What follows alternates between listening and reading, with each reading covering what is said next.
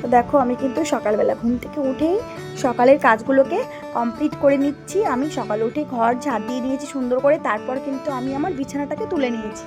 তো বিছানাটাকে ফার্স্টে না তুললে না একদমই ভালো লাগে না, আর বিছানাটা ফার্স্টে যদি তুলে নেওয়া যায় সারাদিনটা সত্যি ঘরে আসলে খুব ভালো লাগে। আর তারপর দেখো আর কাজ করতে অনেকটা এনার্জি পাওয়া যায় ঘরটাকে যদি গুছিয়ে রাখা যায়। কিন্তু আমি গোছাতে ভালোবাসি কিন্তু গোছাতে পারি না, আমার মেয়েরা খুবই দুষ্টু। তো কি আর করা যাবে, যাদের বাড়িতে বাচ্চা আছে তারা তো বোঝোই।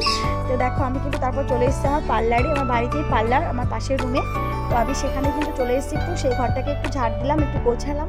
আর তারপর মেয়ে চলে এসছে দোকান থেকে, মেয়ের খাবার নিয়ে এসছে, ম্যাগি নিয়ে এসেছে, আর নিয়ে এসছে টপ বিস্কিট, সঙ্গে সার্ফ, এগুলো নিয়ে এসছে আর কি দোকানের কিছু বাজার।